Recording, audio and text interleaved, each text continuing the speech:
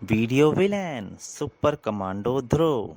दोस्तों, इस कहानी की शुरुआत होती है टॉनी नाम के एक बॉक्सर से, जिसके ऊपर रात के समय कुछ नकाबपोश हमला करते हैं और उसकी शूटिंग की जाती है।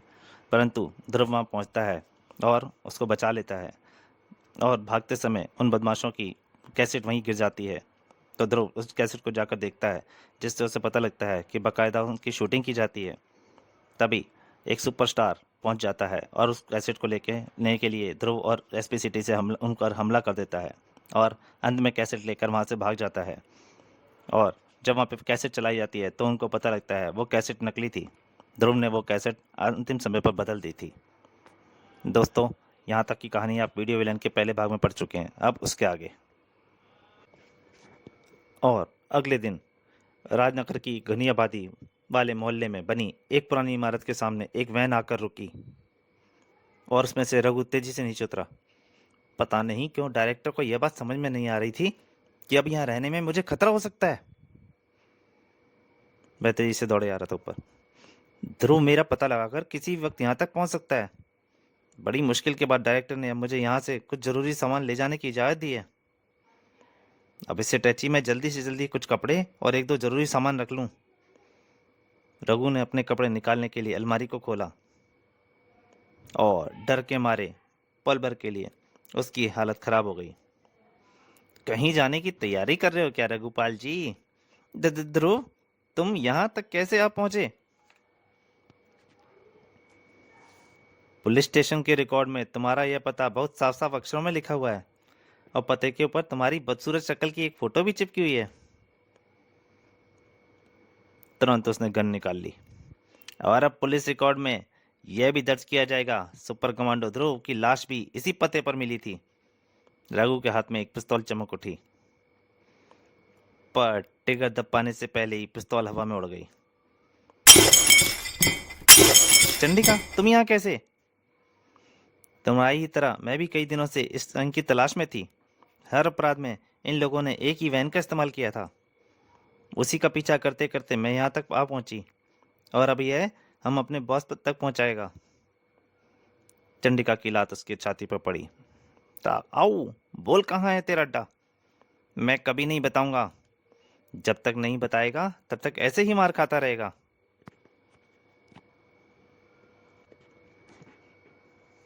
पल में भर में ही। रुको रुको, बताता हूँ। हमारा अड्डा तेरा वर्कले रोड पे है। कभी पकड़े जाने पर डायरेक्टर ने मुझे यही पता बताने को कहा था। तुम बहुत समझदार हो रघु। ध्रुव, तुम तुरंत इसके बताए पते पर पहुंचो, वरना कहीं हमारा शिकार वहां से फूट ना ले। मैं इसको पुलिस स्टेशन में छोड़कर और पुलिस पार्टी लेकर वहां पहुंचती हूँ। ओके चंडिका। अगले ही पल भयभीत रघु को लेकर चंडिका हवा में तैर गई, और उसी पल एक धमाके के साथ चंडिका के हाथ से मजबूत डोर टुकड़ों टुकड़ों में बट गई, और चंडिका और रघु के शरीर की नीचे की तरफ जाकर गिरने लगे। जब तक पूरा मामला ध्रुव समझ पाता और घटनास्थल पर पहुंच पाता। ओह, इस हमले से ये तो रघु के साथियों की हरकत लगती है। ध्रुव चंडिका और रघु एक ट्रक के ऊपर जाकर गिरे थे, और ध्रुव का गुबार धुएं का गुबार उड़ाती वो गाड़ी ट्रक फिर से उसकी उन्माद दे गई। हे भगवान, यह क्या हो गया? चंडिका दुश्मनों के हाथ लग गई है। लेकिन ये गुंडे चंडिका को लेकर तो अपने अड्डे पर ही जाएंगे, और इस अड्डे का पता रघु मुझको पहले ही दे चुका है। ध्रुव की मोटरसाइकिल तूफान की सी गति रफ्तार से बर्कले रोड की तरफ दौड़ रही थी। लेकिन रघु के बताए पते पर एक और आश्चर्य उसका इंतजार कर रहा था। हाँ साहब, मुझे पक्का बताया, यही तेरा बर्कले रोड है। यह खाली प्लॉट, यानी रघु ने झूठ बोला था? एक मिनट, इस पत्थर के नीचे दबा कागज एकदम नया लग रहा है, जैसे कि अभी अभी रखा गया है। शायद इसको यहाँ पर मेरे लिए रखा गया है। ध्रुव का सोचना एकदम सही था। कागज पर लिखी गई चिट्ठी उसी के नाम थी। चंडिका हमारे कब्जे में है। अगर उसे बचाना चाहते हो तो अब रात 9 बजे सुसाइड पॉइंट पर पहुंच जाना अकेले, वरना चंडिका की लाश पाओगे। दुश्मन बहुत चालाक और सतर्क है। उसको पता था कि मैं और चंडिका रघु के पीछे लगे हैं, और उसने अपनी योजना पहले से ही बना रखी थी। यह तो पक्का है कि दुश्मन ने मेरे लिए कोई खतरनाक जाल बिछा रखा है, पर चंडिका को बचाने के लिए मुझे इस जाल में फंसना ही पड़ेगा। घर पहुंचकर भी ध्रुव का दिमाग चंडिका में ही उलझा हुआ था। अभी अंधेरा होने में काफी समय है, तब तक वे गुंडे ना जाने चंडिका का क्या हाल करेंगे। कहीं उसी पर शूटिंग ना चल रही हो। ओ सोच कर ध्रुव ध्रुव का दिमाग खराब था कि तभी नताशा ने प्रवेश किया। क्या सोच रहे हो ध्रुव? तुम्हारे चेहरे पर तो परेशानी झलक रही है, क्या हुआ? चंडिका का अपहरण हो गया है नताशा। अभी 1 घंटे पहले मेरी आंखों के सामने उसका अपहरण कर लिया गया है। चंडिका का अपहरण? पर समझी, पर इस वक्त वह है कहाँ पर? किन लोगों ने उसका अपहरण किया है? यह मैं तुमको नहीं बता सकता नताशा, किसी को नहीं बता सकता, वरना चंडिका की जान खतरे में पड़ जाएगी। यह लड़ाई मुझको अकेले ही लड़नी पड़ेगी। नताशा सिर्फ खामोशी से ध्रुव की बात सुनती रही, पर उसके चेहरे से साफ जाहिर था कि वह भी कोई योजना बना रही है।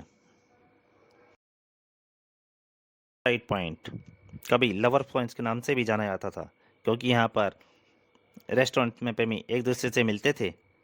पर जब से प्रेमियों ने चोटी से कूदकर आत्महत्याएं करनी शुरू कर दी, तब से इसका नाम सुसाइड पॉइंट पड़ गया।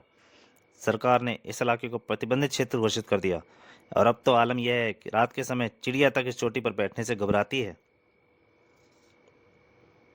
पर कुछ लोग तो डर का नाम तक नहीं जानते हैं, खास तौर से तब जब उनके किसी दोस्त की जान दांव पर लगी हो। ध्रुव बाइक लेकर सुसाइड पॉइंट पर पहुंच चुका था, तभी उसे पीछे से आवाज सुनाई दी। आहा, तो तुम आ गए। पीछे डायरेक्टर अपने कैमरे के साथ रेडी था। वेलकम मिस्टर ध्रुव, अपनी नई वीडियो फिल्म के लिए मुहूर्त पर डायरेक्टर तुम्हारा स्वागत करता है। ध्रुव के मुंह से सीधी एक आवाज निकली। चंडिका कहाँ है डायरेक्टर? तुम्हारी चंडिका अब तक तो सुरक्षित है कमांडो। उसने चंडिका की तरफ इशारा किया जिसे बांधा गया था, पर तुम्हारी एक गलत हरकत उसकी जिंदगी को झटके में छोटा कर देगी। तुम आखिर चाहते क्या हो? कौन हो तुम? अच्छा सवाल है, कम से कम मरने से पहले अपनी मौत देख लेनी ही चाहिए। आज से 3 साल पहले फिल्मी दुनिया में एक नया डायरेक्टर आया था, सुरेंद्र दत्त उसका नाम था। उसने कई साफ सुथरी और कलात्मक फिल्में बनाई। पत्रिकाओं ने उसकी खूब तारीफ की, उसकी फिल्मों को राष्ट्रीय पुरस्कार मिले। पर उसकी सारी फिल्में फ्लॉप हो गईं, क्योंकि दर्शक अच्छी फिल्मों के बजाय हिंसा से भरी फिल्म देखना चाहते थे। फिर एक दिन ऐसा आया जब सुरेन के पास रोटी खाने तक के पैसे नहीं बचे, और उसी दिन सुरेन ने उसी चोटी से छलांग लगाकर आत्महत्या कर ली। मुझे मालूम है, यह खबर तो हर अखबार में छपी थी, पर इस कहानी से तुम्हारा क्या संबंध है? इस कहानी का सच सिर्फ मैं जानता हूँ। यह खबर झूठी थी। सुरेंद्र दत्त उस दिन मरा नहीं था। उसने अपने चेहरे से मास्क उतार दिया। वह अब तक जिंदा है। सुरेंद्र दत्त तुम? ध्रुव के मुझ से आश्चर्य की चीख निकली। हाँ, मैं। अच्छी फिल्में फ्लॉप होने के बाद मैं समझ गया था कि इस देश के सारे फिल्मी दर्शक हिंसा के पुजारी हैं। मैंने उसी वक्त तय कर लिया था कि हिंसा की दीवानी इस दुनिया को उनके स्वाद की जैसी ही फिल्में दिखाऊंगा, और फिर मैंने असली हिंसा वाली फिल्में बनानी शुरू कर दी। पर तुम्हारी फिल्में देखता कौन है? इस महानगर में ऐसे हजारों लोग हैं जिनको फिल्मी हिंसा पसंद नहीं आती, क्योंकि यह सभी जानते हैं कि वह सब नकली नाटक होता है। मैं उन दर्शकों को ही अपनी फिल्में केबल टीवी के जरिए दिखाता हूँ। ऐसी एक एक फिल्म में ही मुझे लाखों की कमाई हो जाती है। पर आज की फिल्म मुझे एक ही झटके में कई गुना अमीर बना देगी। ऐसी कौन सी फिल्म बनाने वाले हो तुम? उस फिल्म का नाम है डायरेक्टर 1 मिनट रुका और उसके बाद बोला, सुपर कमांडो ध्रुव की मौत। और मैंने इसके स्पेशल सीधे प्रसारण की व्यवस्था की है। अब शूटिंग शुरू होती है। Ready, scene 1, final take. और ध्रुव के कुछ समझ पाने से पहले ही उस आवाज के साथ ही चारों तरफ कई तेज रोशनियां चमक उठी। कैमरा स्टार्ट हो गया और कई बाइकें एक साथ ध्रुव की तरफ लपकी। कई मोटरसाइकिलों की तेज रफ्तार से ध्रुव की तरफ आ रही थी। ध्रुव ने देखा, सोचने समझने का ध्रुव के पास वक्त नहीं था। समय था तो सिर्फ अपने बचाव करने का। ध्रुव उछला और साथ ही साथ वार करने का। तड़ाक! एक मोटरसाइकिल सवार तुरंत नीचे गिर चुका था। राजनगर के कई घरों में यह सीधा प्रसारण डायरेक्टर के स्पेशल केबल टीवी सेंटर के जरिए देखा जा रहा था और सराहा जा रहा था। वाह वाह, आज तो डायरेक्टर ने पैसे वसूल करा दिए। असली लड़ाई तो ये रोज ही दिखाता था, पर असली ध्रुव की लड़ाई, वाह वाह वाह, तारीफ करने के लिए थी। मोटरसाइकिल के पहियों से उड़ती धूल ध्रुव की आंखों में आ पड़ी थी और ध्रुव अपने कंधे की तरफ लपक रही चैन को नहीं देख पाया। तड़ाक! और ध्रुव के संभल पाने से पहले ही लोहे की एक छड़ उसके सिर से आ टकराई। धा! ध्रुव जमीन पर जा गिरा था और मोटरसाइकिलें उसको कुचल देने के लिए आगे लपकीं, पर ऐसा हो नहीं पाया। दो मोटरसाइकिल एक ही बार में धराशायी हो गए थे। ध्रुव की लात ने उन दोनों को गिरा दिया था और उसी पल ध्रुव का शरीर हवा में उछला। सब देखकर आश्चर्यचकित रह गए। उसके पैर चलती मोटरसाइकिल पर आ टिके थे। ध्रुव ने अपने शरीर को हल्के से कोण में मोड़ा और मोटरसाइकिलें अपना रास्ता बदलकर वापस मुड़ चलीं। एक पल बाद दो मोटरसाइकिल सवार और धराशायी हो गए। ताक ताक! ध्रुव के दो वारों ने दोनों को धराशायी कर दिया था। अब सिर्फ दो नकाबपोश बचे थे और उनके लिए ध्रुव को कुछ करने की जरूरत ही नहीं थी। उसने एक पैरों से थोड़ा सा मोड़ा कोण को और जंप लगा दी और दोनों मोटरसाइकिलें आगे सामने से आते दोनों मोटरसाइकिल सवारों से जा टकराई। ध्रुव का काम मोटरसाइकिलों ने खुद ही कर दिया था। एक लड़ाई खत्म हो चुकी थी। कमाल का एक्शन करते हो यार ध्रुव, जवाब नहीं तुम्हारा। इंटरवल तक के तो सारे सीन हो गए। अब जरा क्लाइमैक्स की भी शूटिंग कर ली जाए, क्योंकि उसी में तो दर्शक तुम्हारी मौत देख पाएंगे। और क्लाइमैक्स होगा फाइट मास्टर गुनौला से तुम्हारी रस्से पर लड़ाई। फर्क सिर्फ इतना होगा कि गुनेलो की कमर में रस्सा बंधा होगा और तुम्हारी गर्दन में रस्सा बंधा होगा। शर्त सिर्फ यह है कि तुम गुनेलो से जीतने की कोशिश कतई नहीं करोगे। यानी हर हालत में मेरी मौत निश्चित है। पर अगर मैं एक तरफा लड़ाई से इनकार कर दूं तो चंडिका की खोपड़ी में एक छेद पैदा हो जाएगा, उसने चंडिका की तरफ इशारा करते हुए बोला। ध्रुव के सामने और कोई रास्ता नहीं बचा था सिवाय उस लड़ाई के लड़ने के जिसका अंत पहले ही तय हो चुका था। और यह अंत था ध्रुव की मौत। गुनेला ने ध्रुव पर वार किया। ध्रुव ने पीछे हटकर खुद को बचाया।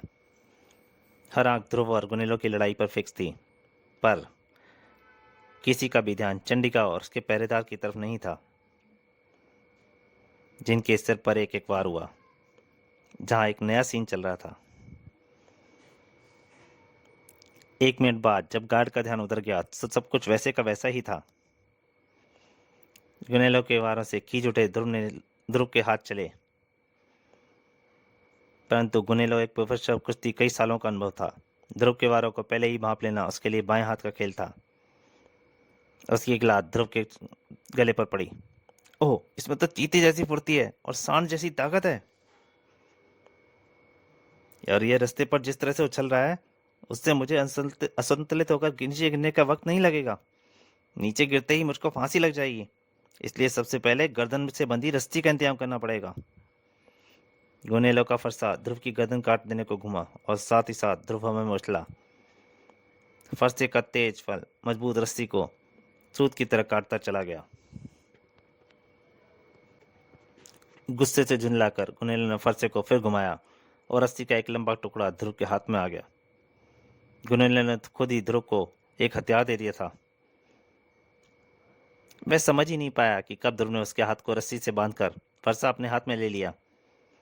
हाथ बन जाने के बाद गुनेलो के लिए रस्ते पर अपना संतुलन बनाए रखना असंभव हो गया और एक झटके से धक्के से ही उसका शरीर अधर में झूलने लगा। सुरेंद्र पागल हो उठा। यह क्या? मैंने तुमको पहले ही बता दिया कि तुमको गुनेलो से जीतना नहीं है। अब मैं चंडिका को खत्म। यह झगड़ा मेरे तुम्हारे बीच का है डायरेक्टर, इसमें चंडिका का क्या कसूर है? चंडिका को छोड़ दो। हा हा हा हा हा, चंडिका को तो मैं छोड़ ही दूंगा, क्योंकि यह चंडिका नहीं है, बल्कि चंडिका के डबल रोल में मेरी एक्ट्रेस रिप्पी है। क्या यह असली चंडिका नहीं है? नहीं कमांडो, तुम्हारी फाइल पढ़ने के बाद मुझे पता चल गया था कि असली चंडिका को तुम खुद भी नहीं जानते हो, पर उसके लिए तुम जान भी दे सकते हो। बस मैंने इसी पर स्क्रिप्ट लिख डाली। रघु के फ्लैट में तुमसे मिलने वाली चंडिका रिप्पी ही थी, पर इस चारे ने तुमको मेरे जाल में फंसा दिया। देखा ना मैं खुद कितनी जोरदार स्क्रिप्ट लिखता हूँ। नहीं, तुम झूठ बोल रहे हो। मैं तुमको अभी इसका सबूत दिए देता हूँ। रिप्पी, चंडिका का मेकअप उतार दो। पर तभी रिप्पी उससे आकर टकरा गई। रिप्पी अपना मेकअप खुद नहीं उतार पाएगी, तुमको जरा इसकी मदद करनी पड़ेगी डायरेक्टर। ये है क्या? हकलाओ मत डायरेक्टर, मैं असली चंडिका हूँ। डबल रोल का खेल खेलना तुम्हारे अलावा और लोग भी जानते हैं। सुरेंद्र चिल्ला उठा, काले पकड़ लो इसको। परंतु काले बेचारा भी बेहोश पड़ा है। डायरेक्टर, मैं कमांडो फोर्स का कैडेट पीटर हूँ। बूंद डालो इन सबको। कई बंदूकें एक साथ चंडिका और पीटर की तरफ तन गईं, लेकिन ट्रिगर दबाने से पहले ही पूरा वातावरण गोलियों की कड़कड़ाहट से गूंज उठा। नताशा के साथ आई पुलिस फोर्स ने पूरे गिरोह को घेर रखा था। यह क्या हो गया? मेरी जोरदार स्क्रिप्ट फ्लॉप कैसे हो गई? ये सब तेरा किया हुआ है, मैं तुझे जान से खत्म कर दूंगा। गुस्से से कांप रहा डायरेक्टर यह भूल गया था कि ध्रुव अब तक रस्से पर ही खड़ा था और वह रस्से पर नहीं चल सकता था। ध्रुव ने रोकने की कोशिश की, परंतु एक झटके से डायरेक्टर का शरीर सैकड़ों फीट नीचे बहते पानी की ओर गिरने लगा। डायरेक्टर सुरेंद्र दत्त की मौत की झूठी खबर 3 साल बाद सच हो गई थी। ध्रुव कैमरे की तरफ घूमा। हिंसा के दीवाने दर्शकों ने देख लिया होगा कि हिंसा का आखिरकार क्या अंजाम होता है। हिंसा आज आपको कुछ देर की खुशी देती है, पर कल यही खुशी आपकी जान की दुश्मन बन जाएगी। कल पैसों के लालच में डायरेक्टर जैसे और लोग पैदा होंगे और इनका शिकार बनेंगे आप और आपके घर वाले। इस हिंसा को खत्म कर दो, वरना यह तुम लोगों को खत्म कर देगी। नताशा ताली बजाती हुई बोली, वाह वाह वाह, बात तो तुमने एकदम सही कही, पर इन लोगों को समझ में आए तो कुछ बात है। पर तुम लोग यहाँ तक कैसे पहुंच गए? तुम्हारा पीछा करते करते नताशा हम लोगों को यहाँ तक लेकर आई थी। पर तुम लोगों की इस हरकत से चंडिका की जान खतरे में पड़ सकती थी। मान लो अगर वह रिप्पी ना होकर चंडिका होती तो? वह असली चंडिका हो ही नहीं सकती थी ध्रुव, क्योंकि जिस वक्त तुम घर में मुझसे बात कर रहे थे उस वक्त चेता यानी चंडिका गैराज में गाड़ी पार्क कर रही थी।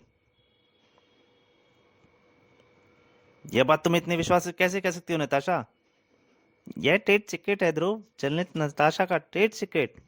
क्यों, चंडिका है ना? यस डियर नताशा, बिल्कुल है। चलो।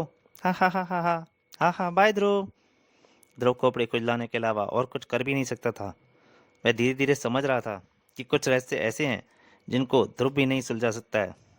तो दोस्तों, वीडियो लेने का ये भाग यहीं तक। अगर आपको कॉमिक अच्छी लगी हो प्लीज़ लाइक कीजिए और ज़्यादा से ज़्यादा शेयर कीजिए।